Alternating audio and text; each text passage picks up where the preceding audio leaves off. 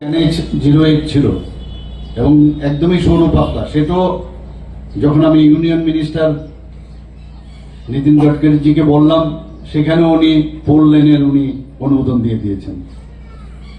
ছোটা national highway, train, আমরা ভাবতে পারিনি এখন, ইন্টারনেট, এয়ারওয়ে, সব দিক দিয়ে অ্যাক্ট ইস্ট পলিসির মাধ্যমে মাননীয় প্রধানমন্ত্রীজি যেভাবে নর্থ ইস্টকে উনি অষ্টলক্ষ্মী নাম দিয়েছেন, আমাদের ফিউচার অনেক ব্রাইট। আপনারা শুনেছেন নিশ্চয়ই যে সেদিন যখন আমাদের যশস্বী গৃহমন্ত্রী শ্রী অমিত শাহজি এসেছিলেন, আমার তো জানা ছিল না, উনি বলছেন নর্থ ইস্ট এই যে অষ্টলক্ষ্মী পুরো উত্তরপ্রদেশের 2 গুণ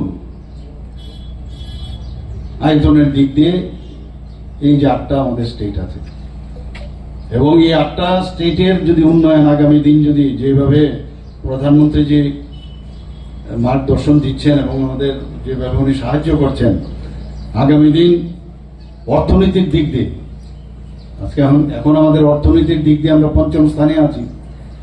3য় স্থানে আসতে গেলে তার উদয় কিন্তু এই নর্থ ইস্ট থেকে শুরু হবে, সেটা উনি বলেছেন।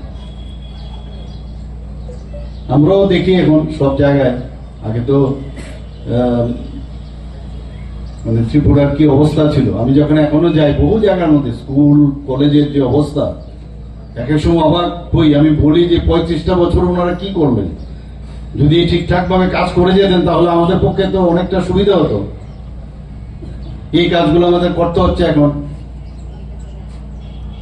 কাজের মধ্যে একটাই কাজ করেছে, আগরতলা শহরে 1-2টা ওভারব্রিজ, উড়াল পুল বানিয়েছেন, আর সমস্ত ত্রিপুরার মানে গ্রামে গঞ্জে যদি যান কয়েকটা কমিউনিটি হল বানিয়েছেন, সেখানে বক্তৃতা দেওয়ার জন্য এগুলো বানিয়েছেন, আর কিছুই করেননি। স্কুল কলেজের অবস্থা দেখি কি অবস্থা, কোনো বাউন্ডারি নেই, দরজা জানালা নেই, 2জন স্টুডেন্ট আছে, 3-4 জন টিচার, কিন্তু রিহ্যাবিলিটেট করতে হবে।